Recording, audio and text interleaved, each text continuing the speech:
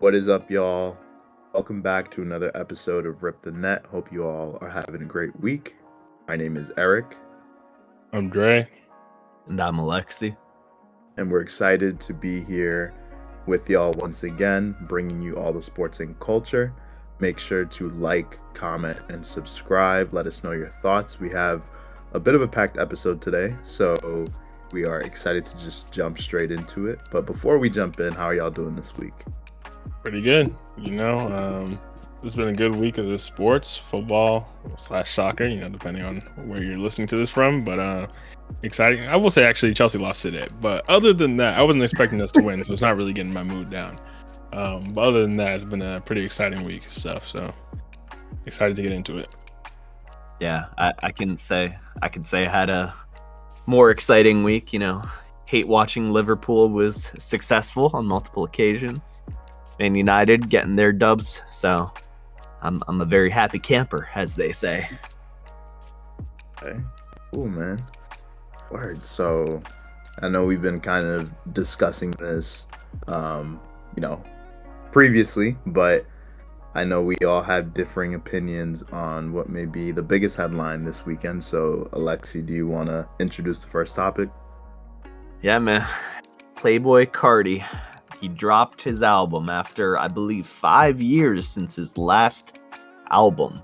He finally dropped I Am Music, or now, I guess, known on streaming services just as Music, which, crazy name.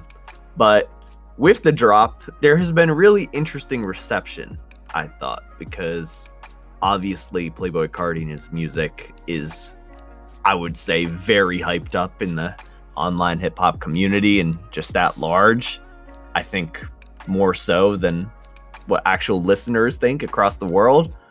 And I'm kind of seeing that in the reception of this album too, where, if you have someone like a Kanye or, I'm going to say it, a Travis Scott drop their album, people are talking about that album and all the music for days and days and days. This album, I'm not seeing that much coverage at all. I'm seeing a couple big TikToks about one song, but that is it. And so I'm curious where you guys stand on this album, what you've heard about it, if you even like Playboi Carti, and then I'll get into my own thoughts. Yeah, Eric, I actually want to hear what you think, because I know you haven't heard the album. So I'm curious about just your overall take on Playboi Carti, and then Alexi and I can get into the whole album discussion more. Well, listen, man, I think I've been pretty open in previous episodes about just not being really in tune with what's going on in the hip-hop scene these days. I would say the same definitely applies for an artist like Playboi Carti. So when Carti popped off, when we were juniors, seniors in high school, I was definitely listening. I had my ear close to his drops. I think I would consider myself a former fan. Even when Whole Lotta Red came out, I was listening then. But this is kind of a step into just my personal beliefs. I'm someone of faith. Carti's kind of whole image and branding is just something that doesn't align with what I believe in. We can get into a whole conversation about that if we want to, but it's just something I prefer to stay away from.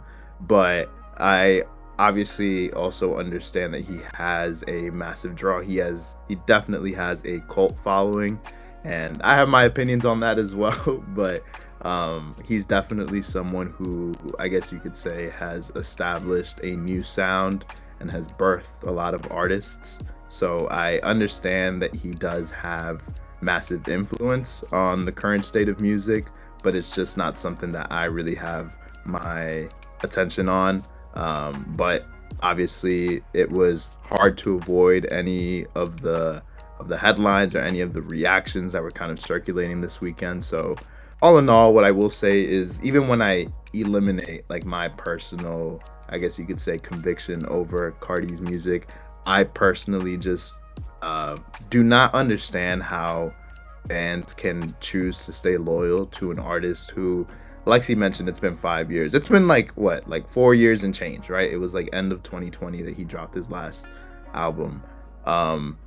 And I feel like I've seen it in a few cases where you have a lot of artists who have massive draw and tend to kind of lead their fans astray. I know Carti has had previous like album announcements that he never delivered on, that can be drawn up to potential leaks and just other varying things or varying situations. But I personally do not like, I hate the fact that we have artists who have such I guess you could say a chokehold on their fan base, and despite a lot of missed promises, they still happen to have that fan base.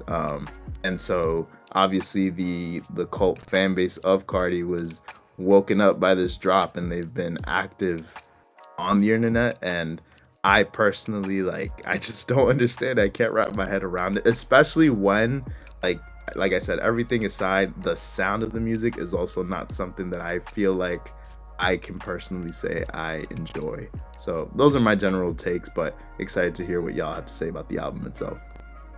Yeah, I think those are all fair takes. I think we'll get into it a bit more about his overall image and just who he is. I think that does play a big part into kind of this discussion of him and his placement in the industry. But first, Dre, I want to hear your thoughts. I know you listened to some of the album, and let's lay it on me. Pause.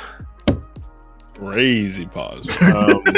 But yeah, I was not looking forward to this album. Similarly to Eric, I would say that I was more tapped in with Carti back in those like 2017, 2018 days. Even then, I wouldn't say like he was my favorite of that crop of like artists. I guess you call it the mumble rap era, but he wasn't my favorite of that crop coming up. But I still thought he had some hits. And he had some decent songs. Those first two albums, I think, were solid. But after that, I kind of fell off of him. I kind of fell off of hip hop in general, but especially like I wasn't checking for anything he was putting out. And for me, he kind of fell to the wayside compared to like some of the others who rose out of that era, like someone like Juice, for example, who I think had like, everyone knows had crazy potential and was clearly realizing some of it. But people like Yachty, Uzi, and Carti, I think like they still had their core, but in general, it felt like they weren't really living up to that hype that they had in those 2016, 2017, 2018 days. So when that Whole Lotta Red album dropped, to me, I was very confused where any of the hype came from. Because to me, this guy was like, he had fallen off in my head. Obviously, I wasn't tapped in. By that point, I had completely moved away from that sound. But the fact that there was that much hype built up around it was crazy to me. And then once I actually heard some of it, it was even wilder because the music was trash. Like it's some of the worst music I've ever heard. Like, I got to agree. Whole Lotta Red is overrated as hell, in my opinion. I don't understand it. Like I don't understand it, and especially like you guys are talking about the time it took in between drops. There's some artists where they're like an album once every few years kind of artists, and there's some artists who are like an album every year kind of artists. Or maybe even multiple, like a young boy be spamming albums.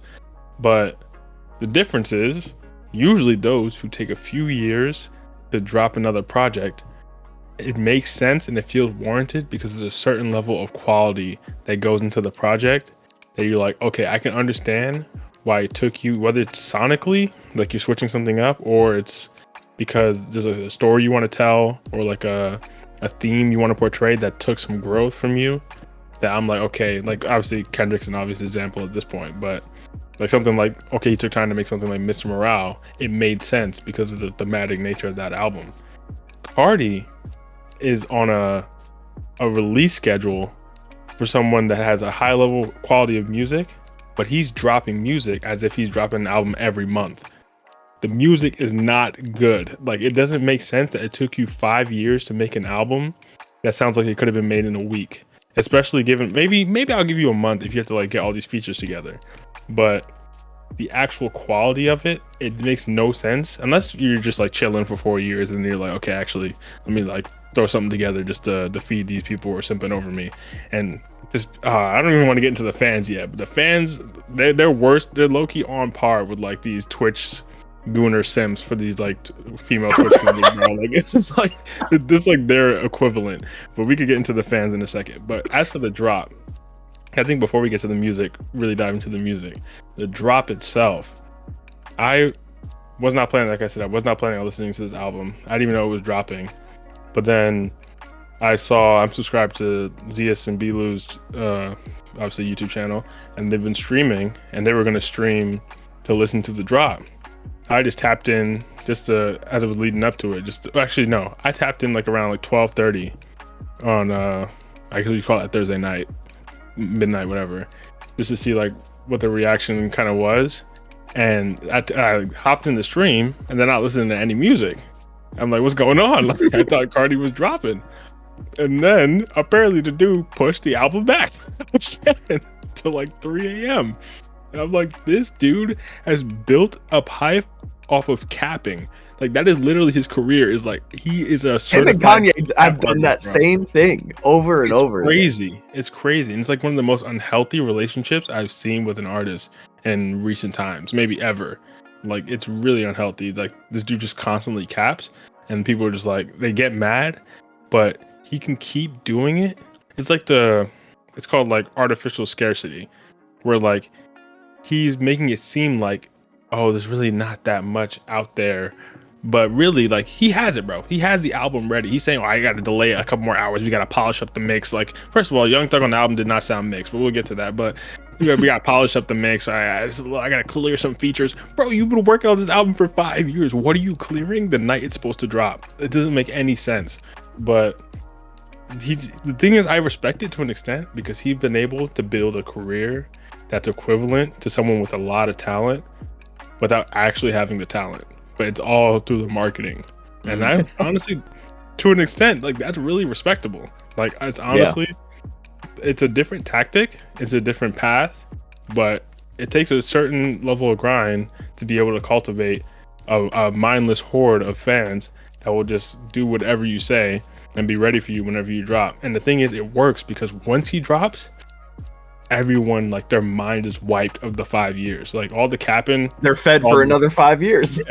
Now all that just goes out the window, and it's like a sunk cost fallacy because like they put in so much time and investment into like, I need this Carti album, and then like maybe in the back of their head there's like, damn, this dude's capped me for 4 years, but I've been waiting this long, I can't now just give up on it.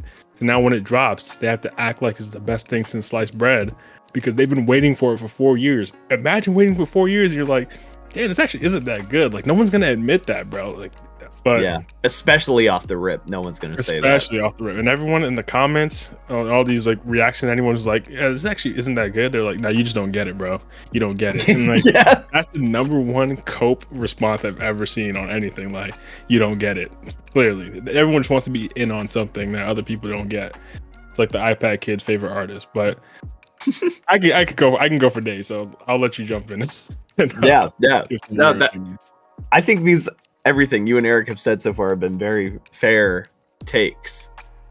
Just to give some context on my relationship with Carti's music, I was in a similar boat, like 2017, 2018. I wouldn't even call myself a fan. Like there were 2-3 songs I liked by him or he was featured on, and I liked it. It was cool, but I was never really into his music like that. It was only with Whole Lotta Red where all this attention was on him and his leaks and whether the album was coming out that I started paying more attention kind of subconsciously and being like, okay, what is he dropping? And I'll check it out when it drops. As I said before, Whole Lotta Red, I don't think it was all that great. I think it definitely left a mark, and it's interesting because I think for hip hop it created like a bit of a new segment of hip hop, which I'm gonna compare to rock. And kind of what you have like with heavy metal and that as opposed to American like classic rock, I feel like Carti is kind of created within hip hop in a way. which started with the mumble rap, but then has gone into this really intense and dark and production heavy music, which it's like hip hop adjacent. Like it has its ties, but it's not fully there. And with this latest album, you know, I definitely agree that the cult following and their lack of kind of thought about him as an artist and just how frequently or unfrequently he drops music, like the fact that they can then hear all this and be like, oh my god, it was worth it, it was all good. And it's like, I think there's some really fair critiques with this album. For instance, almost every song is like a minute and 30 seconds. Almost every song has a feature that carries. Almost every song, you can't even understand what this dude is saying. Like, I really tried listening and hearing what he was saying, and it is tough. But, despite all that, I think a lot of these songs, you gotta give credit to the producers, whoever was cooking these beats, because that is what has fully drawn me to this album. I was talking with one of my friends, and I thought, we both kind of agreed that if this album wasn't a Playboi Carti album, but was labeled like, I don't know, like Atlanta's best, because there was a lot of Atlanta-based artists on it, and it just came with that label, and it was like this compilation, I would have probably received it way better. I think the reception would have been better across the board. But because it's Playboi Carti, I feel like it's so divisive in that you have that cult fan base, which is going to say it's good no matter what, you don't get it, whatever. Or you have this like, nah, it's trash. I'm going to say opinion-wise, because I do like the beats, I guess I fell in the middle. But yeah, that's kind of how I feel about this album. I think as a person, though, I mean, he's terrible. I mean, he abandoned his baby mama. He supposedly beat on a woman, which I completely forgot about until today. Really? Where I saw it I saw it in a video today. I was like, that kind of rings a bell. It kind of does. I have to go back and source check that. But you know, all the lying in this relationship with his fans, and also just acting like corny. Like, I remember he went on that. I hate Aiden Ross. I will say that publicly. I hate that dude. But Really?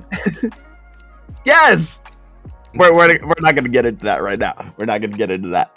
But he went on that dude's stream and like took his 50K or whatever and dipped and like was on there for 5 minutes.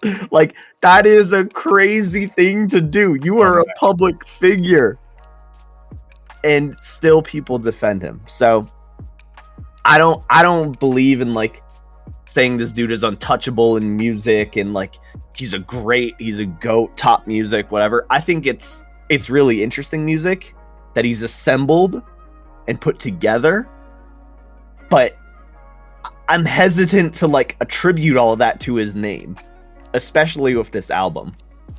So I'm curious, I guess, what you, because Dre, I know you listened to a bit of it, what you kind of think of what you have heard, if anything, and if you see where I'm coming from with my point of view. Wait, No, it's funny. No, go ahead. I was gonna say, before we even get to that, I feel like I didn't get like a full scoop of like your honest opinions on the album. I feel like that was a lot of, you understand his place in music, you understand the appeal. My honest opinion is that I think it further extends what he did with Whole Lotta Red sonically, which I didn't like that album though. Like, I didn't find many songs in that album that I would go back to. Despite that, this album is an extension of that, but I think the songs individually have more potential with the beats and just the melodies. I think for me are more listenable. But it's also, even then, like, I listened to a lot of the album, you know, the day after it dropped or whatever. And then yesterday I tried playing a song or two and I couldn't. I was like, I need to put on jazz or something. Like, that music is so intense to listen to. Or I call it intense. Y'all might call it awful, you know, reasonable. But yeah, it's weird music. It's weird. I feel like there's a lot to it, but not in terms of like quality. In terms of like just what it is at face value. Does that make sense? It does, and I appreciate the transparency. I'm not gonna lie, I thought you were gonna go on this whole like, yo, amazing album. No, I'm not a stan like that. Okay. I mean, cool. I understand. So you're saying it was a little bit more palatable than his last album, but More palatable, but still really intense. But what I got from it is I want to learn the producers for the songs I liked and see what they drop next. Because I thought some of those beats were crazy, and some of them I thought were really misused. I think it was the second song, Crush, with Travis Scott. I think the beat there had so much potential, but bro, I was just baited hard. I was waiting for something to drop, for some verses to come in, and they just didn't. There's another song where you got Lil Wayne saying like Carti, and I'm like, oh shit, he's about to go off on this beat, and then the song ends, and I'm like, what the hell? So this guy, I felt that way multiple times on this album, which is why like it gives that unfinished quality. Which is crazy. Which is kind of going back to what I said. It's like, how after 5 years this long to drop an album that sounds like you made in the last week? Once you find out you're gonna be headlining Rolling Loud, you're like, ooh, that's a good bag. Let me drop this album, and you started to cook it together in the last minute, bro. Like, it's funny you say. Actually, I'm trying not to get too hyper again. It's funny you say the whole point about him, like, about the Atlanta's Best like approach to the marketing of the album. I actually had written down how I was gonna wrap up, but now I think it's appropriate to say now, and then I'll get into some of the music itself. Is that I finally figured out how I actually feel about Carti in 2025. Is that I think he should move into more of a DJ Khaled type role. Okay, like, that's exactly how I feel. Exactly. Like I feel like he clearly has the connections to a lot of different like good artists in the industry, and he clearly has connections to good producers. So like just collect the beats, get all his friends on the songs, and maybe throw in ad-libs here and there. But I should never hear a verse from him on a track. Like I do not want to hear him speaking for more than 10 seconds at a time. Like that's the problem. Deep voice Carti, it's so good. Blaze, bro. Like it's actually crazy. Like the amount of songs on this album where I'm like, this actually, I can see the vision, but he is actually the one ruining the song, and this is his album, which is a problem. Like it's a consistent problem. It's almost like the reference tracks in a way. Literally, I'm like, I think if he has a vision for music and he wants to like you're saying, assemble something and put something together, I think actually there's potential in that. But as soon as he's on the track as like a main part of it, it just starts to go downhill, and that's a real problem if you're going to be, like you said, the main attraction on the album. Of course there's going to be people who glaze it anyway, but I think he could go another level if he actually removes himself from the songs, which is a crazy thing to say, but like it's just it's like, true though. It's crazy when your album people have been waiting years for, when we both approach it being like, look, you got some good stuff here, but you gotta get off it. It's just that is a bad, unprecedented thing to happen. I feel like dude's actually giving me a headache. Like it's actually bad. Like it's genuinely bad. Like at any time he's on the track, it's just bad, and it's sad because. So I'll get into like my experience listening to the album. We had talked about it. We had DM'd about like potentially covering it. So I was like, I'll check out the album. And I had gotten halfway through. Well, first of all, the first song is so bad. Like, yes, that was one of the worst. I was shocked. That was the first track. Like, I genuinely, like 30 seconds in, I was like, I don't know if I could do this. Like, it was like genuinely really bad. I was like, I'll stick it out. I got like halfway through the album. I think I got to like the Kendrick song, the Good Credit. Well, there's a few by them, but the Good Credit song, which is like the hyped one. I was like, Kendrick's gonna keep me going. I want to hear how he sounds on this. And then this was the following night after he was supposed to drop. Zeus and Bilu were gonna do the actual stream to react to it, because the night before they stayed up however long and it never dropped, and then it dropped like after they went to bed. Which is funny because the stream from that night, they like renamed it like we'll try again tomorrow. Like no reaction. But I saw they were gonna do a reaction to it, and I was like, actually, I'm gonna wait for that because it'll be easier for me to get through it. Like having them there too, just like something entertaining to go along with it. Yeah. Even though it meant I had to listen to the first half of the album again. Their reactions probably made it worth it though. Yeah, it made it way more entertaining. And then but I was behind on the stream, so then I was like, streams still go on even if you're behind it, and you can like fast forward whatever on YouTube. But once I reached like the same Kendrick song on the stream, because I was behind like an hour, the stream ended and they took it down because they were going to upload it as a video. So I listened to the same half of the album again, and then the video got privated, and I lost my mind. I was like, I'm not listening to this again. So that's when I messaged you, and I was like, I need some recommendations. Yeah. Then I went on and listened to like a couple of the ones you sent. So I haven't listened to anything past the Young Thug song, like I forget what it's called, but which honestly, I feel like that's where the album kind of falls off in a way. After that, there's a stretch of song with no feature. No one wants to hear that, bro, which is crazy. But for that, some of the actual songs, I'll give them some credit. I was gonna like keep a list of songs that were that like the good songs and the bad songs, whatever. Yeah. I actually liked the song with The Weeknd. What's it called? Yep. Rather Lie. The hook carries. I'll put it like that. The hook does carry, but that's a solid song. The song with Kendrick, Backdoor, I think Janae Aiko's on that one too. That one's solid. Most of it is not because of him, but it's solid as well. And then the Good Credit song, I had to skip halfway through every time I want to listen to it, which is not often, but Kendrick went crazy on that song, and he's tolerable enough on that one to get through that one. But those are like the 3 songs out of the ones I heard I cared for. And this is the 30-song album, which is crazy. Obviously, I haven't heard the whole thing, but I heard like maybe 20 plus songs, which is, even then, 3 songs is crazy. But for the other songs that I heard, like I said, the first one was terrible. Mojo Jojo, Kendrick was on it.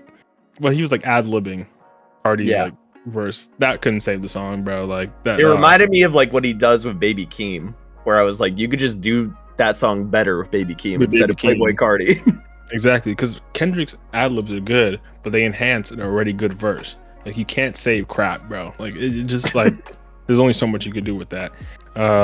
Like you said, the Crush song with Travis, they literally just ad-lib the entire song, bro. There's like barely even a verse on there, and it never even like builds up to anything. And if it got a verse though, if it got like, forget a Carti verse, if it got a Travis verse on that, it would have been a top song. Like, which is just a lot of unfulfilled potential. Like the Philly song, Travis had a solid verse on that, and then Carti came on and ruined it. Future on the Trim song, he was sliding on that. Future was sliding. That reminded me of some old Future, like prime Future. Yes. And then Carti was fighting the beat when he came on, and like this dude, he ruined that one too. On the other Future song, the other song that Future was on, I think it's the Charge Them song, something like that. Yeah, Charge Them Hoes. He didn't sound. I think Future was phoning it in on that one. I actually didn't like him on that one. It sounded like he was trying to acquiesce to Carti sound on that one. Well, it's crazy you say that, because maybe it was Carti, because some of these songs, bro, Carti sound just like Future. Dude was doing a Future cosplay. I was like, what's going on, bro? Like, you literally have Future in your back pocket to bring on these songs. You're trying to pretend you're Future. Like, Designer did it better in 2016, bro. This is not it. Like, oh my god. Bring Designer back. Bring Designer back, man. The Young Thug. Keep him off a plane, though. Yeah, bro. Crazy. No way. Crazy.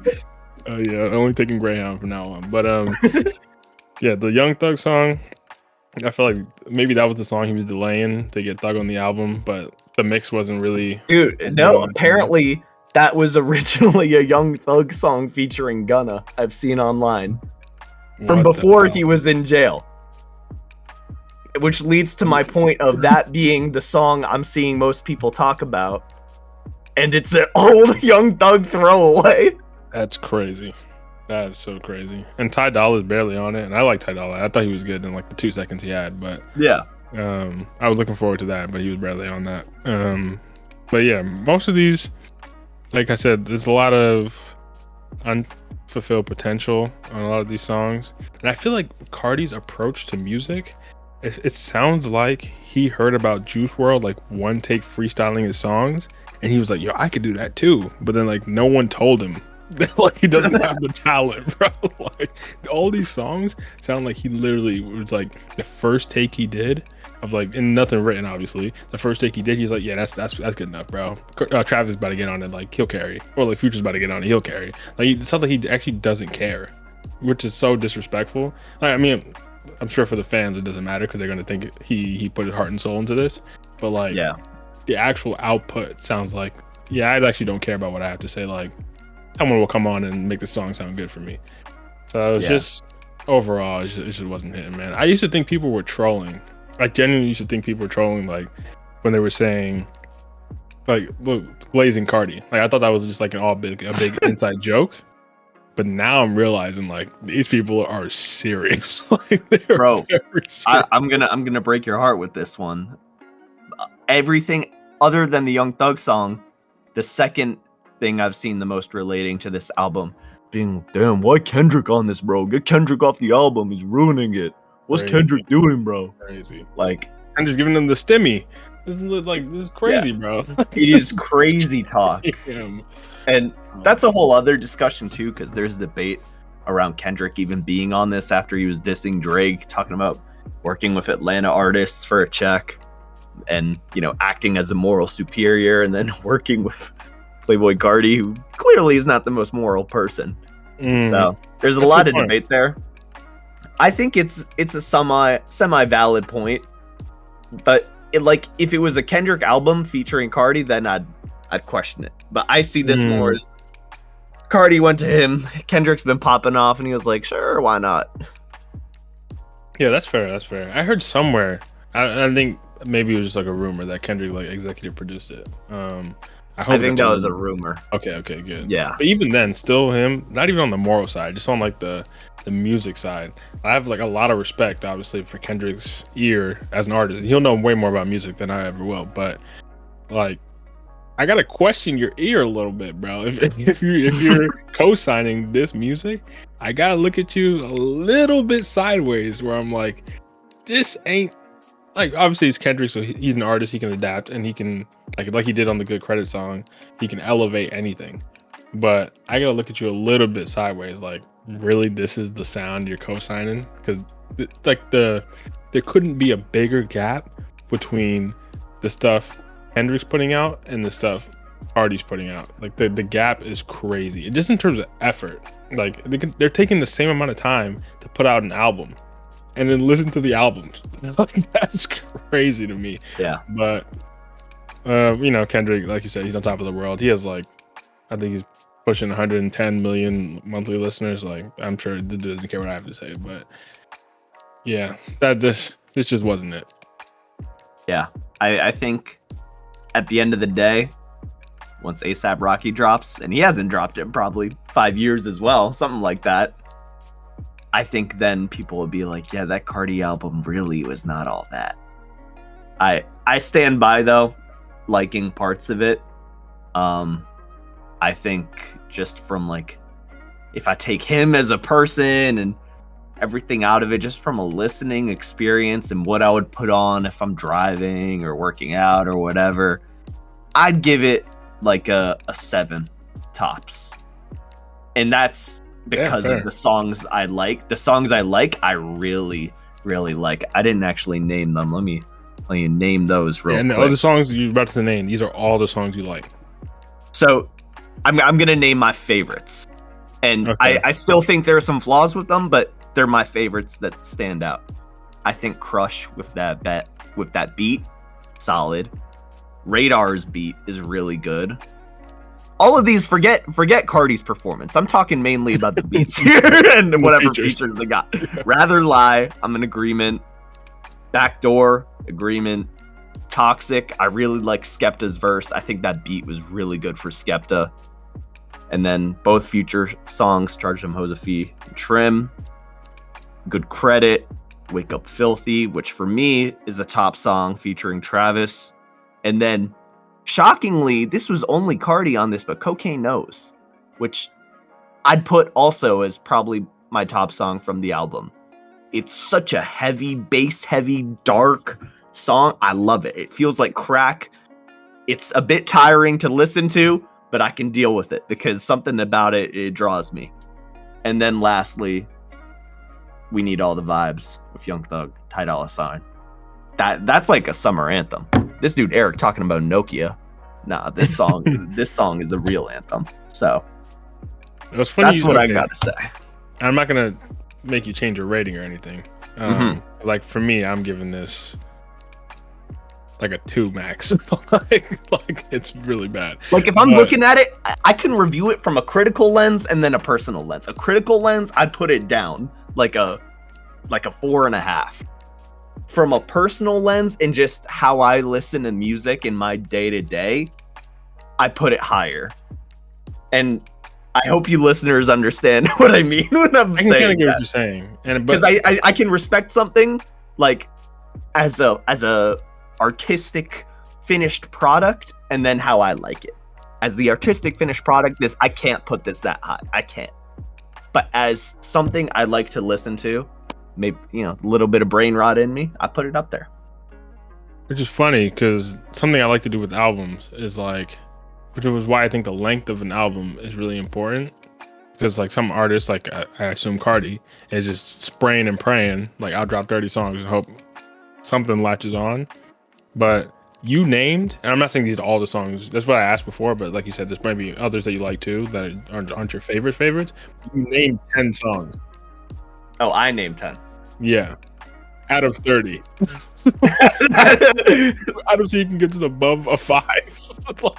Really, you can't. I don't think you get to above a 3. But on my list, there were a couple more, but they're also not notable in any way, which is why I kept them off. So, And I'm not saying that's the be all end all. Like, there's some albums where I'm like, okay, even if I like only 50% of the songs, but those 50% of the songs I'm gonna like listen to again thematically or something. There's something other than that where I can see like this is just an album cut. It's not a bad song, but like it helps progress the album or something like that.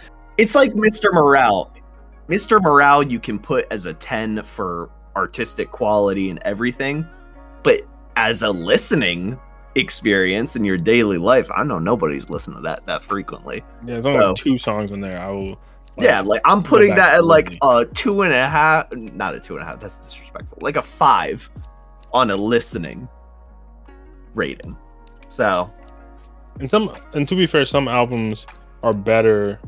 Like some albums are like add a bunch of songs to the playlist type albums, and some albums are like, oh, this album really only hits when you listen to it top to bottom. And that's fair. There's different things. This is a playlist album, most definitely. This dude is spraying and praying, and the fact that this is a playlist album and I only added 3 to my playlist out of 30, I can't give this above a 2. But I'm sure he doesn't care. Like he has all the Glazers are giving it a 10, so what does it matter? Yeah, I do know with. A part of me wonders if these songs are so short for 2 reasons. One, TikTok brain rot, of course, and like just catering to the young people who struggle with that. And then 2, goes again with TikTok, like to be used as like audios online for social media. I genuinely had that thought, especially, bro. I genuinely had the thought like he didn't even think it was worth like making a full song because no one has the attention span for that, and it's more versatile to just have one full song that can cover TikTok video or a song in someone's playlist. So it's kind of sad if that's the case. It's kind of the industry in general at this point. It's kind of unfortunate. Yeah. So let us know in the comments what you guys think of the album. Very divisive, and I think everyone, the music is so just interesting to say the least to listen to that everyone's gonna have a take for sure. And even if you heavily disagree with what I said or what Alexi said or Eric, whatever, drop it in the comments, because this is a discussion to have. You don't need to agree. Doesn't need to be an echo chamber. If you love Carti, I want to hear why in the comments, because clearly I don't get it. I'm not the target audience, so let us know. But that's it. Want to hop into the next one, Eric? Of course, got you. Word, y'all. Well, next topic I wanted to get into was the current collab, or the recent collab, with Takashi Murakami and the MLB, specifically with the LA Dodgers and the Chicago Cubs. So just a bit of context on this drop. The MLB opening day is right around the corner, and the first 2 games of the season will be played by those 2 teams, and it's actually going to be the Tokyo series is what they're calling it. It's going to take place in Guggenheim at the Tokyo Dome. And so you have these 2 iconic franchises squaring off in a 2-game series to open up the season. The rest of the season will open up, I believe it's March 27th, March 28th. So about 9 to 10 days removed from this 2-game series. And so we have this collab which features jerseys, it features hats, features a lot of other accessories, and I'm not sure if y'all got the chance to look at them, but to give just a little bit more context, both franchises do have prominent Japanese players. The Dodgers notably have arguably the best player in the league right now in Shohei Ohtani.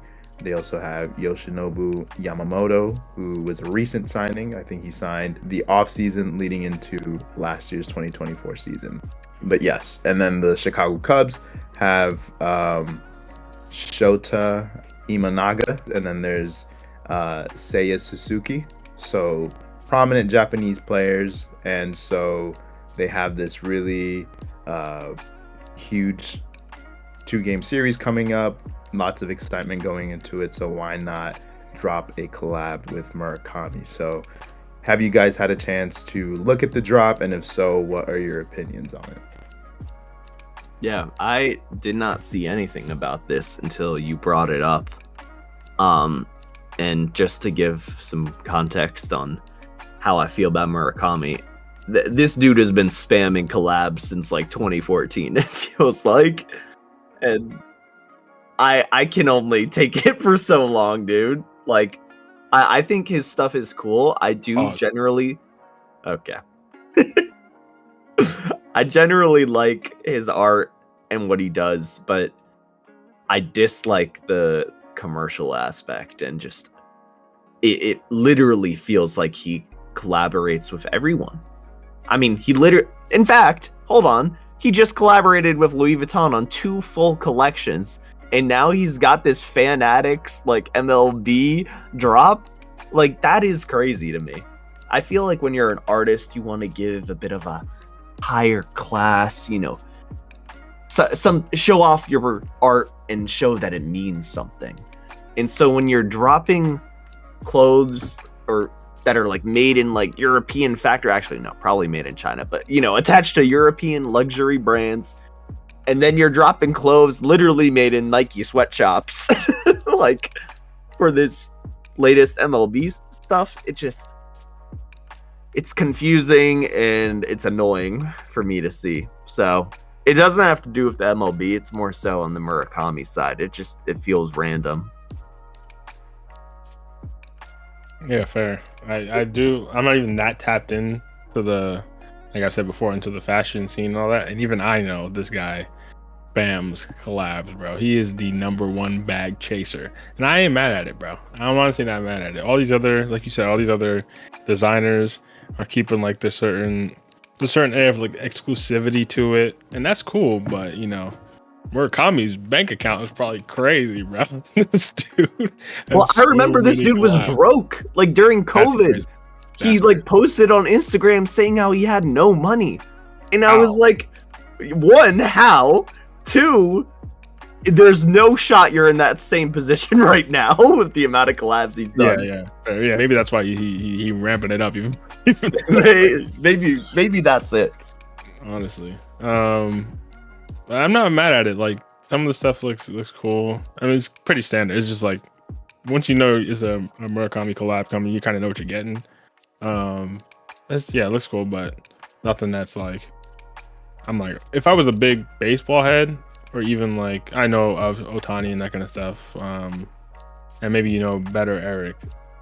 You said he's one of the best or the best player in the league, whatever. But is he considered like one of the greatest of all time yet, or maybe he needs more World Series? I would say so. I mean, he's often regarded as a modern day Babe Ruth. Even if he retired tomorrow, I think he'd go down as one of the greatest of all time. Do I think he's done enough? No.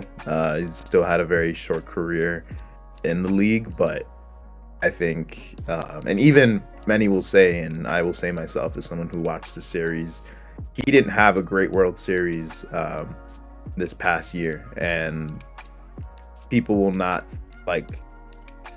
It would be a lie if you said that he is the one who got them that chip. So many would say he even had like an underwhelming World Series run this last time around. But numbers don't lie. He's someone who's able to pitch on the elite level and hit on the elite level as well. And he is one of the top base runners in the league. So he can really do it all. So I would say so.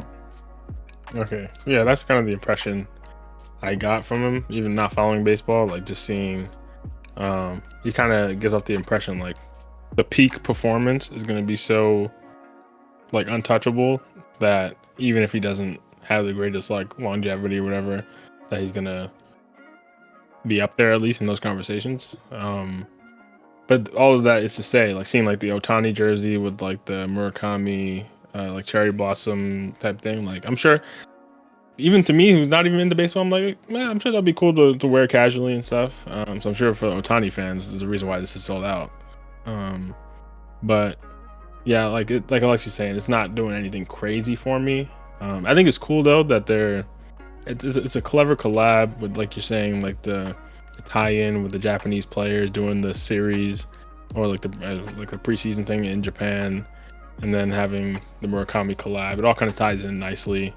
And I thought I was taught today as well that they even had like Japanese idols as well doing the first pitch and they were wearing some of the stuff from the collab.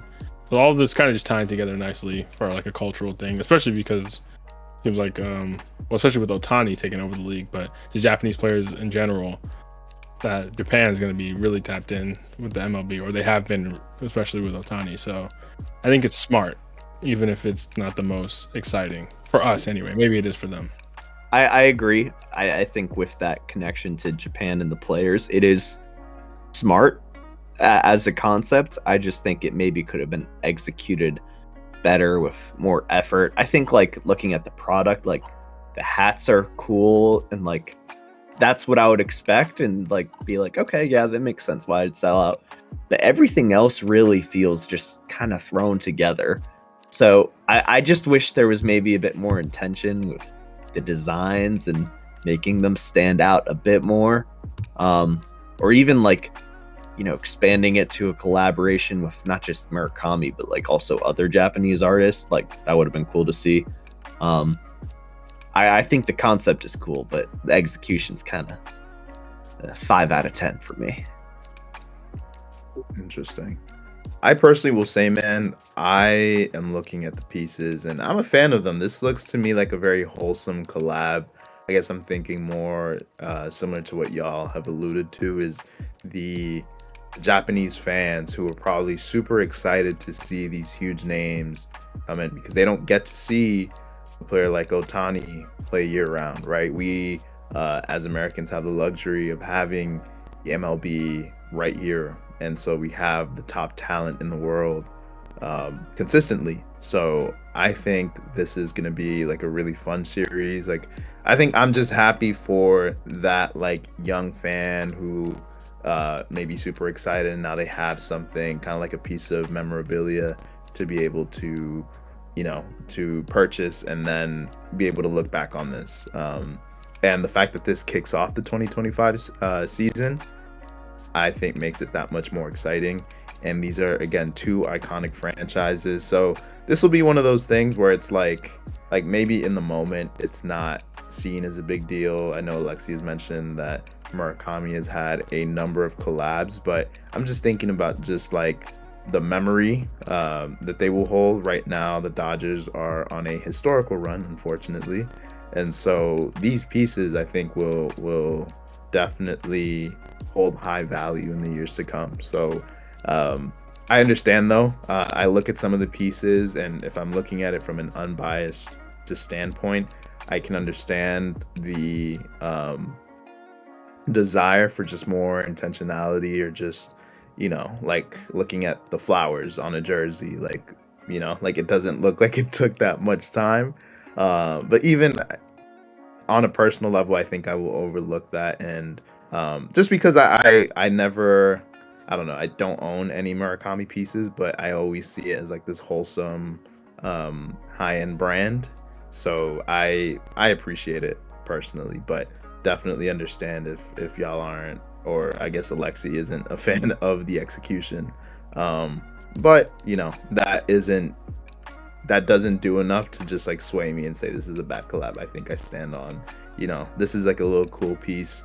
Love it when sports and fashion can intersect with one another. And in the past, the MLB has done collabs with other iconic franchises, like the Yankees have done collabs with like Ralph Lauren. They've done Billionaire Boys, and I think Mad Happy as well. So they've had lots of different collabs, and I always love seeing the little pieces, although I never purchase any myself.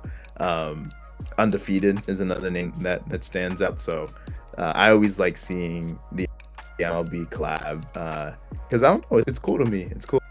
So I enjoy this one. Won't be purchasing anything myself, but I can appreciate it on a personal level. Yeah, I think that's fair. And I think too, the good thing, the one thing on the good side about him doing so many collabs is that there's probably something out there that more aligns with your interests that he's probably collabed with already. So like for me, he did like a New Jeans collab maybe 2 years ago at this point. I didn't get anything because like I don't care about stuff like that. But like if I were to get something from him as a collab, it would be that, because that aligns more with my interests. Versus like Eric, like you said, you're not actually going to get this, but if you were to get something from him, this aligns more, maybe not Dodgers and Cubs, but they say it was like a Yankees jersey or something, then it would align more with your interests. And he just has spread himself out like that. So like there's probably something out there that's more in tune with what you care about.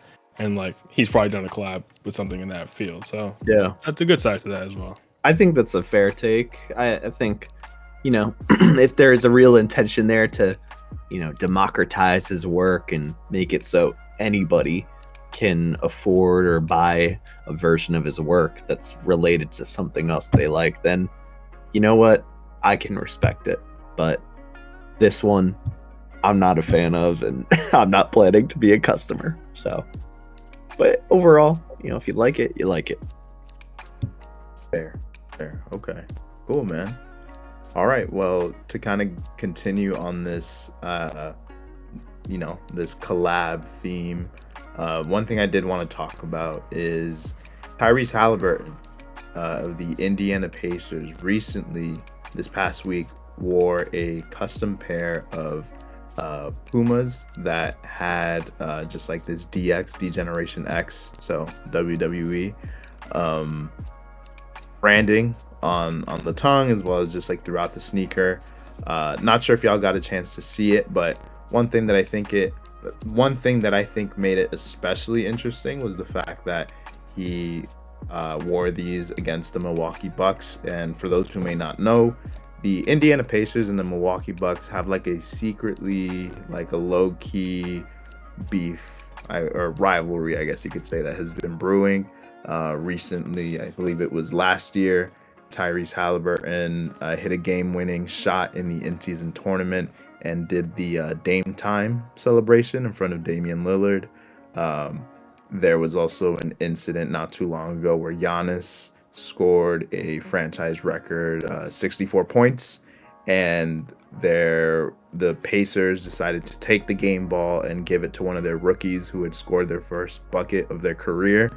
and so there was a scuffle and like a whole fight over that received a lot of media coverage.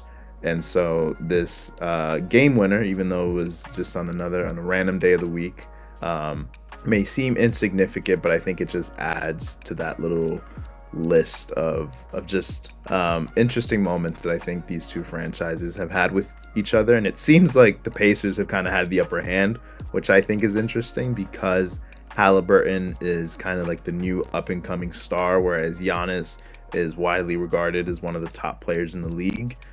So that's one thing I do find interesting. They are two small market teams, so I understand why they don't receive a lot of attention when they face each other. But I think if you ask any NBA fan who is, just avidly watching, like, I think they will also agree that this has been a little bit of an interesting rivalry as of recent. But to get to the DX collab, man, these are a custom pair, so these aren't available for everyone. But those who may not know, D-Generation X was kind of this anti-authority faction that was formed in the 90s. Members like Triple H, Shawn Michaels, China, X-Pac, Road Dogg. I was like, who am I missing? Road Dogg, man, my guy Road Dogg.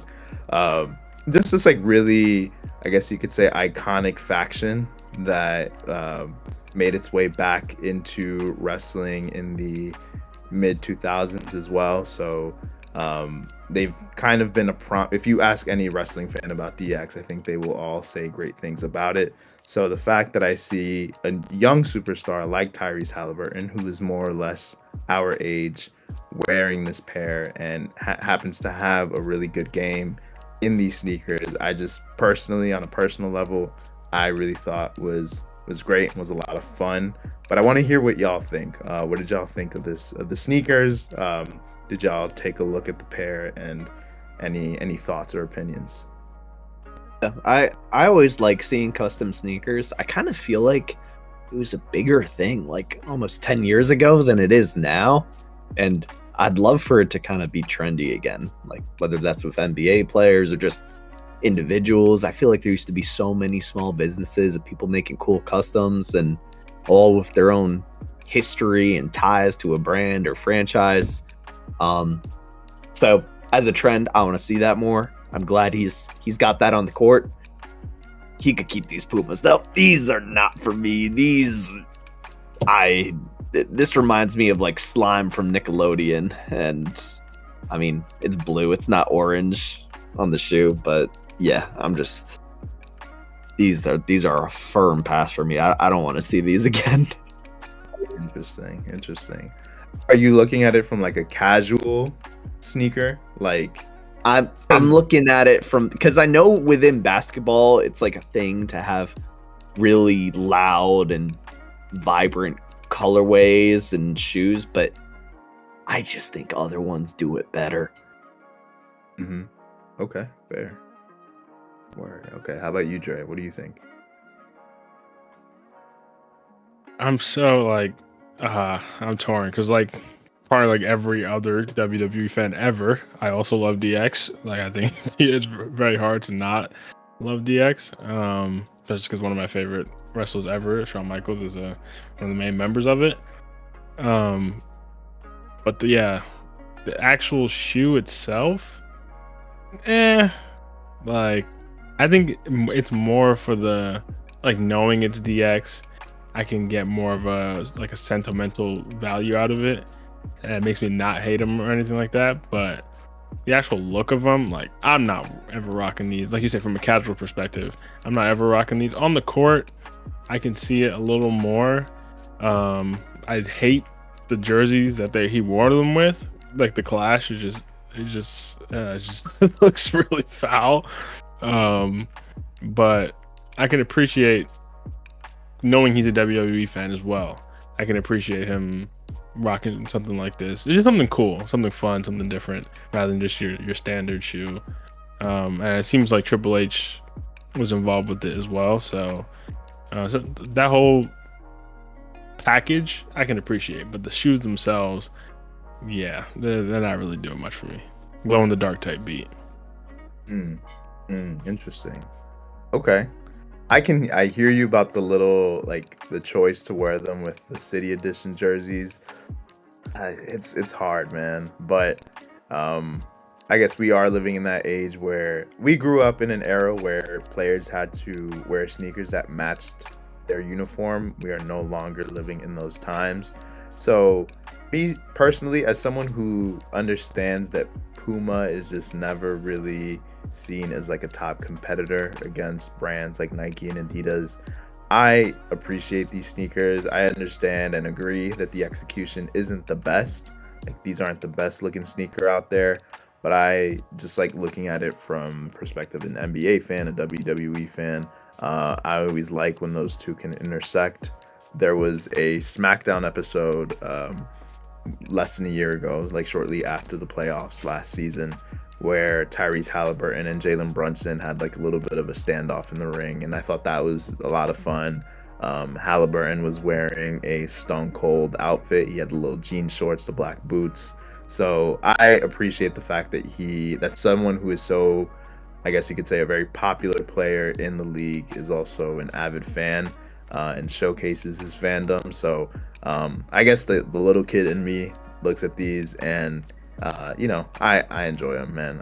They get my approval. Again, execution not the best. It's Puma, but like I understand it. So I am a fan of it. And yeah, by the way, we are recording this on March 16th, so happy 316 day to all the WWE fans out there, anyone who's listening.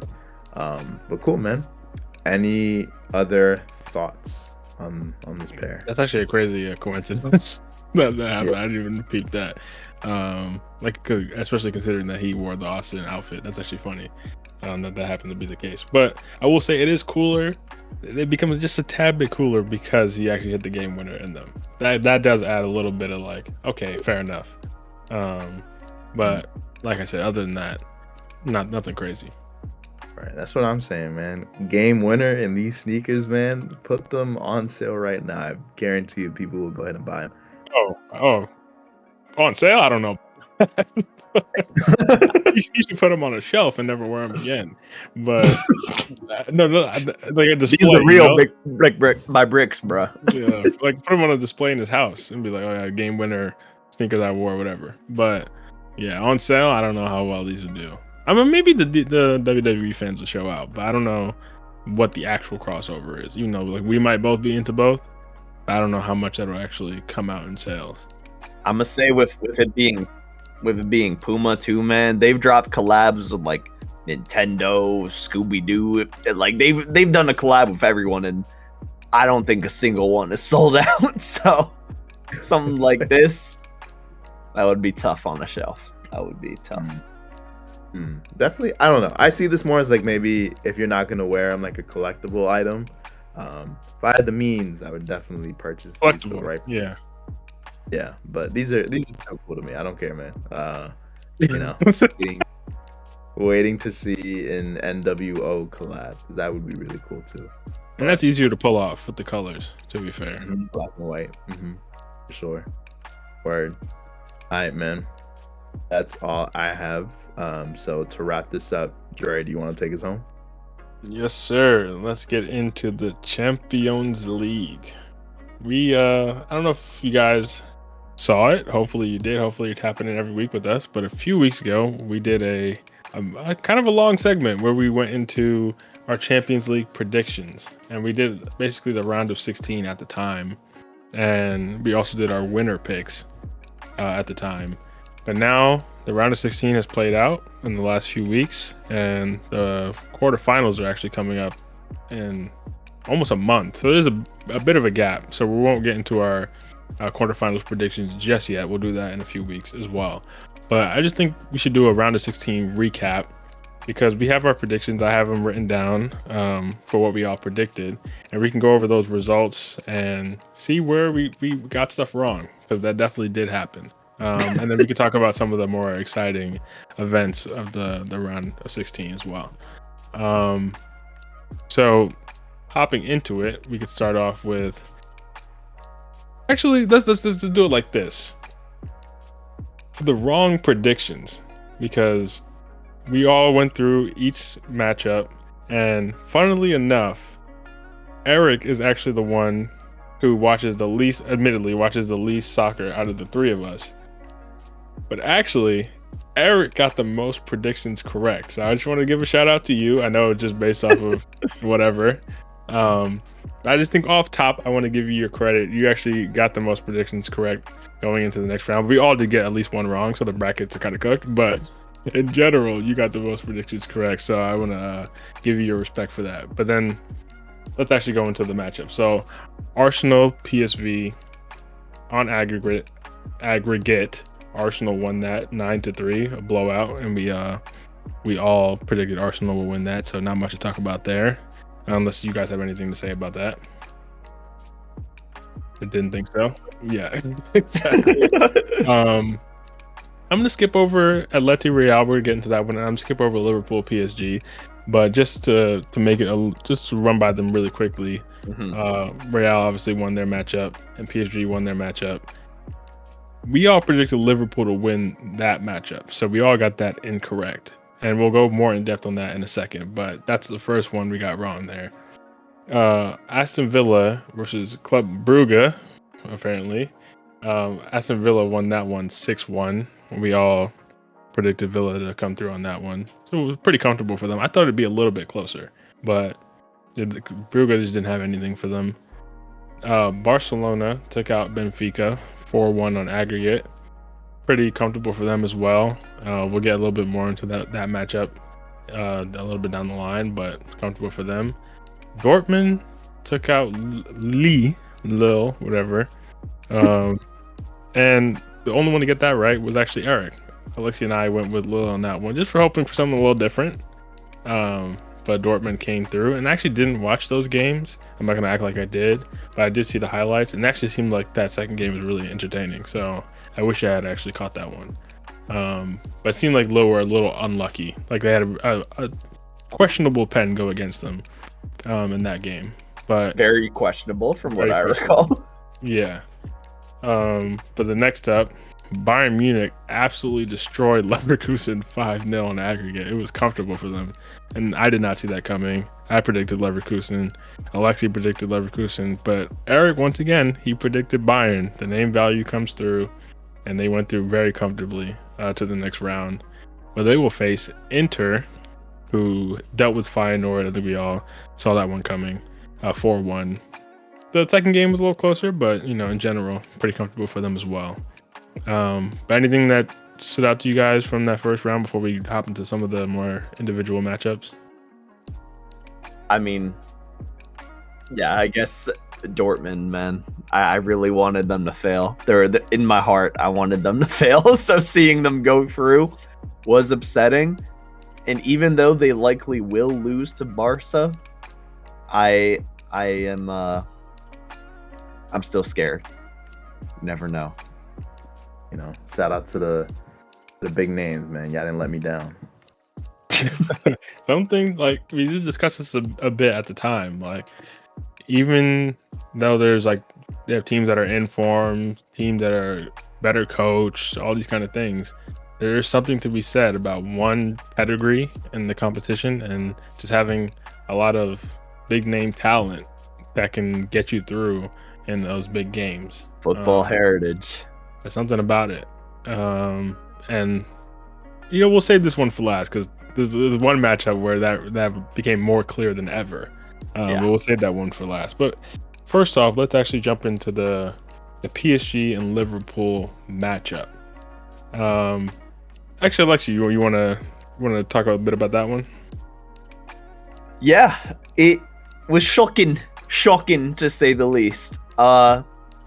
I was not expecting PSG to win this because Liverpool has been in form. Obviously, they're top of the Prem, and Salah has been having a crazy season. It's been a bit more quiet recently, but overall, still a really good season. I think it's still unknown whether he's going to renew his contract with them.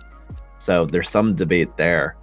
But I really thought they were going to cruise by PSG. I know they've been working on a younger project, something different than relying on the big names of the past, like Messi, Neymar, Mbappe, all those guys. And now they somehow got by, and I will say I'm happy to see that. I don't want to see Liverpool win, and I think it makes for a more interesting Champions League, and I really like this matchup they're going into versus Aston Villa. Yeah, I think, like you're saying, the PSG project is exciting. Whether or not they actually win it this year, I'm still unconvinced, just because of the side of the draw they're on, and just some of the quality of the teams in the competition. It's going to be really tough. But like we would have said the same about the Liverpool game, and they showed over 2 legs they were the better team. Even if over the course of a season, I don't know, but taking on the best team in the Prem, and in the first game, very unlucky not to win. Very unlucky to lose, especially. If anything, they should at least kind of draw out of that at home. And I would not have said, even though they were better, I said it when we did the predictions, the main reason I was picking Liverpool is because the second game was at Anfield. And to me, that should have been enough to push them over the hump. But PSG went there and they took the game to them once again. Liverpool had some chances early on, but for the majority of that game, I definitely say PSG was the better team. And then on penalties, it proved to be their night. So I full respect to them. Crazy to see Liverpool fumble like that on penalties. Yeah. Darwin Núñez, not to hate on the man, but crazy. Not that guy, pal. Not that guy. Not that guy. And unfortunately, I've seen a lot of fans be like, "Get this dude out." And I'm not surprised, just because a few of them actually. I've seen a lot of talk about their forward line recently, and it's becoming more and more apparent that if Salah is not on it, and respect to Nuno Mendes, however you want to pronounce it, he put Salah in a blender for 2 straight matches, bro. He had that dude locked up. But if Salah's not on it and he gets neutralized like he was, there's not much really their forward line's doing. Like, he is kind of becoming more and more evident how much he's put this team on his back this year, given obviously one of the all-time great Prem seasons for them. So these other players, if they're not going to step up, there's a lot of conversation to be had about this is a way that Liverpool can actually improve. Even though they're going to go on to win the league this year, they can actually get better, which is kind of scary. I mean, that's also assuming Salah maintains this level, Van Dijk maintains his level, and like you said, the contracts are still up in the air, which is crazy. Yeah.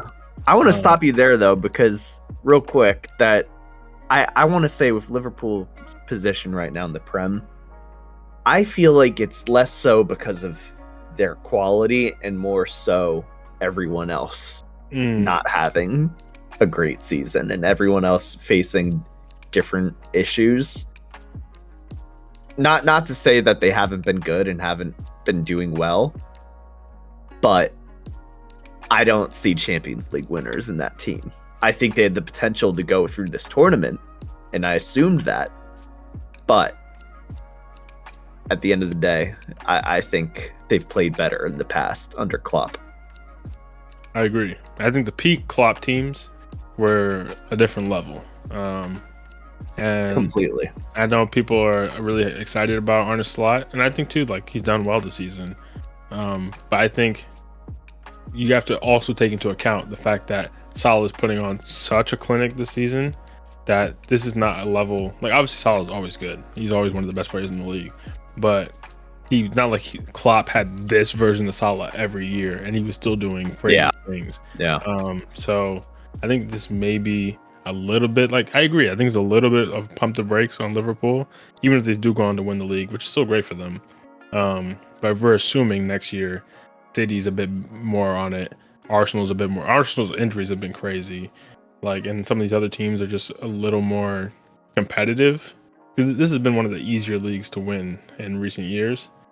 We can have an actual title race next year. It was not a given that Liverpool might be fighting for like a top 4 spot or something. Yeah, the Baldies are generally struggling this season. You know, he got Pep, Ten Hag, he got sacked. Now Slot, it's his turn, man. Slot, man, a little down period, but get this man a toupee to stop it now. That's crazy. That's crazy. We'll see. I think, like I said, it also depends on the contracts and just the age, you know, whether or not he can even maintain this level next year. Yeah. Because if not, the rest of the forwards are really struggling. but that's more of a conversation anyway. That'll be very interesting to see next year. But do you guys have any other thoughts on this PSG Liverpool game, or you want to move on to the next one? I'm ready to move on. Just like real quickly, what I will say as like someone who doesn't watch soccer as much, I think this first round was like super interesting. Had a lot of interesting moments, a lot of fun matchups, and I think this was one of them. You put everything aside, obviously, you guys have mentioned Liverpool. We all expected Liverpool to advance, but it was really interesting to see them kind of just knocking on the door during that second leg. They seemed to, I thought they were going to equalize and be able to advance to the next round, but just shows you, I love how regardless of the momentum, regardless of which side has the better game, when it comes down to something like PKs, it really is, the smallest things that can come in the way of a result. I think we'll get straight into that with the next game, but you're right. Yeah, no, literally. And I think that next, Real and Atletico, I think they had kind of like the opposite turnout, but in this case, you saw kind of like the big dog kind of going all in, and I thought they were going to be able to do it, but clearly they didn't, and now we have, what was a victory by an underdog, so those are always fun as well. So I would say this is very entertaining to watch. For sure. And one last thing I want to shout out Liverpool. Screw Liverpool. About PSG is that I didn't know when they signed Kvaradona how him, Dembele, and Barcola would all play together. And seeing them play Dembele through the middle, it's actually been really interesting to watch. So respect to Luis Enrique for making that forward line really effective as well.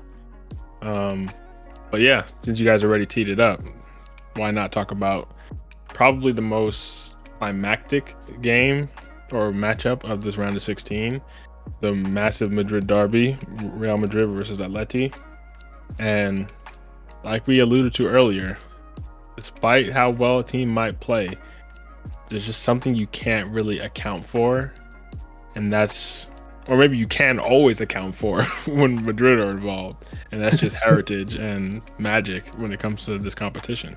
And of course, like you probably expected, I mean, we all predicted it, but we all thought it might be a closer game, and it was as close as it could be.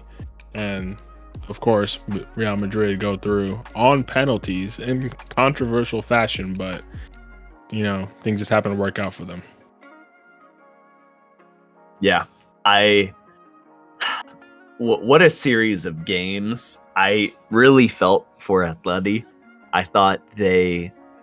I really thought they deserved it with the way they played. Generally, I like to follow Madrid. I wouldn't call myself a super fan, but I'm like a casual fan of them. And I did not think they deserved to move on with the way they were playing.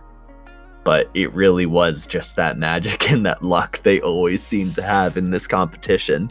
And that little double kick in the penalties, that's one of those calls where, I guess for context, if you don't know, one of the Atleti players, I believe it was Alvarez, he was going to take his pen and he like slipped as he went to kick it, and his weak foot touched the ball before he struck it with his dominant foot, or also known as a double kick. And so because he moved the ball before shooting it, even though it was quite literally a millimeter or something, I mean, looking at the video, it is very difficult to see unless if you have like the perfect angle. Because of that, their goal they had scored there was disallowed, and it gave Madrid just an easy advantage to win on pens. I think something like that, I mean, that's got to be a super tough way to go out. And it brings us back to the discussion of rules within the sport and how we define them, I think it's good to have rules, obviously, like with offsides, handball, they're all important. But with cameras and VAR, it brings a whole new level of analyzing these games and making these calls. And I tend to struggle when calls are made when the touch is so minimal or the line is so thin for an offsides. It's a bit nerve-wracking, I guess. And it can get annoying when things get reviewed so many times in a game. And it can be disappointing for a team like Atleti when, you're out of the Champions League because of it. I don't know the solution, but I just think that's a tough way for them to go out. I think Madrid against Arsenal will continue to perform and probably move on through the competition, but they got really lucky with this one. Yeah, it was unfortunate to see. Especially for Julian Alvarez, because he played so well across both legs as well. Him leaving City and going on to show they regret it, honestly. City really could have used him this year. He's just genuinely a really good player. I think he's the player from that Argentina World Cup win that actually proved that, like, his performance during the competition was a sign of things to come. We went and got Enzo Fernandez, who, not saying he's terrible, but maybe sold us a bit more of a dream for 100 mil than we should have paid for at Chelsea. But anyway, it's just really unfortunate that they went out like this. Even in the moment, I had texted you, Alexi, or just our group chat, and I was like, I'm struggling to even see this touch because I hadn't seen the top-down view. I think only I was watching it on the Champions League show on CBS, like that panel, and they were showing this crazy side angle, which was really that was the down. angle where you could see it. Yeah, that was it. Okay, I can actually see it a little bit. But even then, the fact that that's what it comes down to, there are other penalty infractions that happen where you retake the penalty, but for some reason, this is the one where it's just it's counted as no goal, which is unfortunate. I think something like that maybe should be a retaking penalty, but even then, it didn't even end up mattering because we also had another penalty, ended up hitting the bar. So and then Oblak couldn't keep out Rudiger's pen. So just unfortunate in general. But even in the pens, there was another Atleti player. I think he scored his pen, but he also slipped a bit when he was taking his pen. So it was just all these kind of things where it's that's just unlucky. They're taking at the same penalty spot, but Atleti players are slipping. Real Madrid players aren't. It's just like we said before. It's just something. There's always something with Madrid, and they always somehow pull it out. But I do want to talk about. We don't have to get into the entire game, but the Ballon d'Or candidate from this previous year, Vinicius Jr. That dude was terrible that game. I don't want to dog on him. I don't have any fame for Vinny. He's cool. I think he's a great player, obviously. But that game was one of the... I don't get to see that many Madrid games. I don't watch that many La Liga games. They're usually in the Champions League. I get to see them. But that is probably the worst performance I've ever seen from him, watching in real time. It was just embarrassing, and he got taken off before the end of the game, which was a sign of that. And I wanted to give a lot of shout outs actually to Fede Valverde, because he's playing makeshift right back for Real Madrid. He can also play right wing. He also is really a central midfielder. That dude is just like a Swiss Army knife, and you rarely see him drop a below an 8 out of 10 performance. He's just consistently really good, even if he's not the most flashy, or maybe he won't always give you the crazy goal or whatever. He's never a liability in the team. And seeing him even play out of position like this, especially for Madrid, because they have so many great midfielders, so you can only fit them all in somehow. I think the way they're actually utilizing him right now is really interesting, and I just want to give shout out to him because he destroyed his penalty, played super well the entire game, and I honestly think, it might sound crazy, because they have Vinny, Jude, Mbappe, Rodrigo is a dark horse, even players like Modric, who's on the way out, but still comes on and runs games. I think Valverde is sneakily the best player on that team, which is kind of crazy. But if you actually look at his average performance, I think it's probably the highest on the team. But At least from what I've seen. Obviously, I don't watch every game, like I said. So I just want to give him his respect. But yeah, that was a really eventful matchup. And I know going into the next round, even if it was lucky, Madrid's going to go into that with confidence. Arsenal, though, like you said, they had a massive aggregate win in their game, so they're going to go in with confidence. But the difference maker is probably not having Saka. Even if I don't know when exactly he's supposed to come back, but even if he does come back, he's not going to be 100%. So it's unfortunate for them, but if they actually get out of that one, I'd be really impressed. I don't see it happening, but I'd be super impressed. Not that we're getting into all the predictions, but that would be a tasty matchup for the next round. Yeah. Anything to add, Eric, or want to move on to I mean, I was gonna get into the Vinicius Jr. like the penalty that he missed. Yeah, that too. I didn't mention that. Oh yeah. It's just a testament, man. You look at it on paper. Real had possession most of the game, and they played the possession game. But Atletico, I think, was the one that was creating the most opportunities and seemed the most dangerous. And the fact that you even score at the 30-second mark, like those are always fun.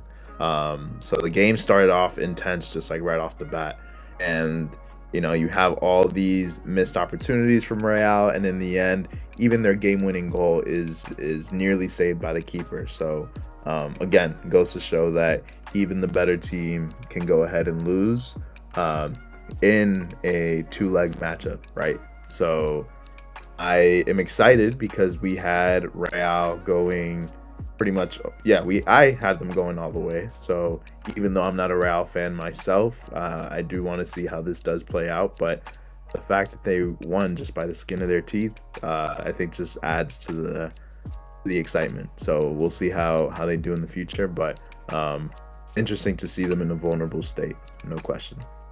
Yeah, I forgot to mention that old Vinny miss.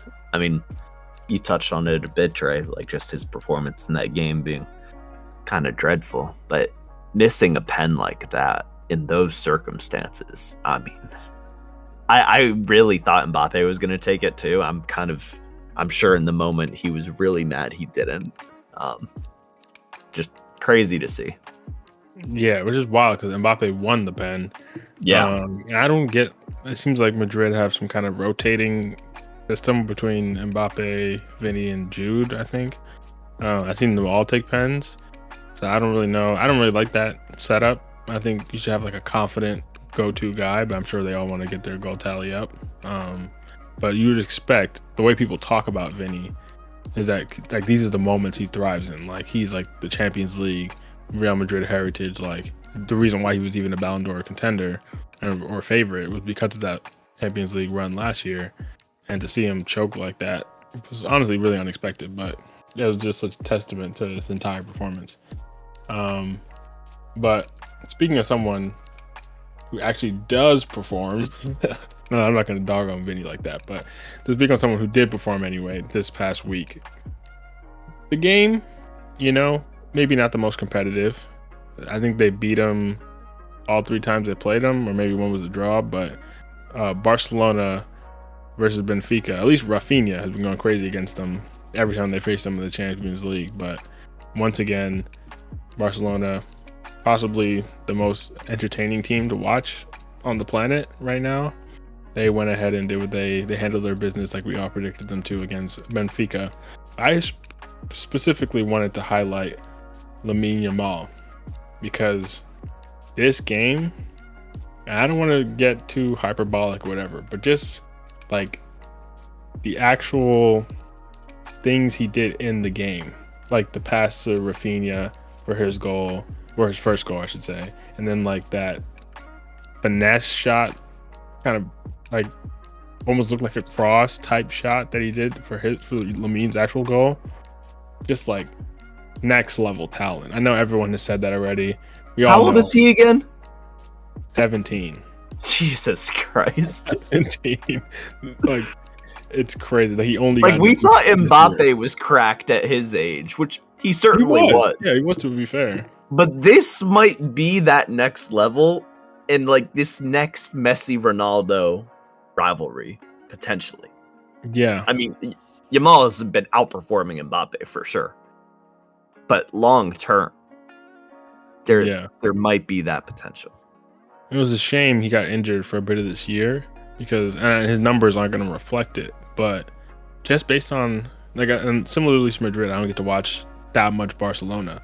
Mm-hmm. But just based on the performances I have seen, or even the highlights and the highlights or whatever, but it's just the eye test. Like Salah, for example, is a numbers merchant. Like Salah in the final third is so efficient, probably the most efficient player on the planet. Like he just always makes that one little touch or that one little move, the right pass, like, and that's why his numbers reflect it. But when I actually have my eyes on them, and I'm not just reading the numbers off FootMob or whatever, seeing Lamin's actual play style, it's hard for me to say anyone in the world looks more talented than him. Like it's crazy, but just if you haven't, I'm sure if you're watching this, you've seen it, but just go watch those highlights from the Benfica game and see like his pass to Rafinha. I don't know how that even works, like how that even gets to him. It's so beautiful. And then like his shot, it's not even a fast shot. Like I said, it looks more like a cross, but it's clearly, I believe, was intentional. But just like the placement, everything about it, like, and he does that more often than you would think. Like he doesn't shoot that hard, but his placement is just so perfect that the keeper can't even reach it. Just this guy, I'm scared for what he's going to become if he's this good already. You know, knock on wood, he doesn't get injured, like a crazy injury or anything, but he's making Barcelona one of my favorite teams to watch again. And I haven't said that in a while. Yeah. But he's just so entertaining. It's been a long time since Barca has, really popped off and had that potential they used to have. And I think we're finally seeing it come together. And this might be their year. Might be. I had him picked for the win. We'll see how that goes. All of our winner picks are still in. Obviously, we all are looking at that El Clasico final. And we'll see how that turns out. There's some interesting matchups along the way. But I would not be surprised to see it. And I would not be surprised to see not only Barcelona win, but him be the difference maker in that win. Because he seems, when the lights are shining, similar to the Euros final too, like he just seems to, that doesn't seem to phase him, which is crazy because obviously he's a high school age kid. I don't know if you have anything to add, Eric, before we wrap this one up. I mean, you guys have hit most of the points, but yeah, Yamal had a really good game. That little fake he did before the assist and that first goal was and the second goal itself was insane as well. So excited that we're living in a period where we get to see a young player blossom again. I thought Mbappe was like an anomaly, given how young he was when he was popping off, but it's cool to see it again. And yeah, man, Lamine was also at a SmackDown taping, which I thought was interesting. That's right. That was the most random thing I had seen this week. I was so surprised. I'm telling you, man, worldwide. But that was the show in Barcelona that they had. Mm-hmm. Yeah. And people are comparing it to like when LeBron went to a Monday Night Raw, like back in 03. You look side by side, it's interesting. But yeah, man, as a Barca fan, I'm not gonna act like I'm the most in tune, but it's good to see them succeeding, and I guess we'll see how they do in the rest of the tournament. But they look really good right now, so time will tell. For sure. And shout out Rafinha too. Like we always do this. I don't mean to disrespect him. Obviously, Ballon d'Or contender and potential with Liverpool out. He could go on to become a favorite if Barca have a really deep run and they end up winning the league, because that league is hotly contested. But he's my favorite right now. The week Liverpool had, it's kind of rough for Salah. Yeah, not gonna lie, because they don't really have anything else to play for this year. The league kind of wrapped up. They're out of the cup competitions. Are they still in the FA Cup? I don't know. But no, the World Cup, they're out of that. They're all out. So really, I don't know what they're doing. Maybe they're gonna get some of their youth players in for the rest of the season. And I think Trent's injured too. Like it's just not really much going on for them, which is kind of rough for Salah. Maybe he'll just stat pad and break some records. But Rafinha, shout out to him once again. He's always delivering. I think he has like 11 goals in the Champions League so far, which is crazy. There's a lot of games left to play, assuming they go to the final. And shout out Pedri too. Pedri is just, I know he's had a lot of injury issues in his past, but he looks like honestly the best midfielder in the world on his day, and his day is almost every day. So shout out to Pedri. Those three are just crazy, and the rest of the team's solid too, but those three especially, it really impressed me when I actually get a chance to watch Barcelona. But if there's nothing else to add, I kind of set you all up crazy for that. But it seems like there's nothing else to add. Yeah, I got nothing. Yeah. Sounds good. That was a fun chat. And like I said, in a few weeks, we'll get on to our predictions for the next round more officially with those matchups. But thanks for watching once again.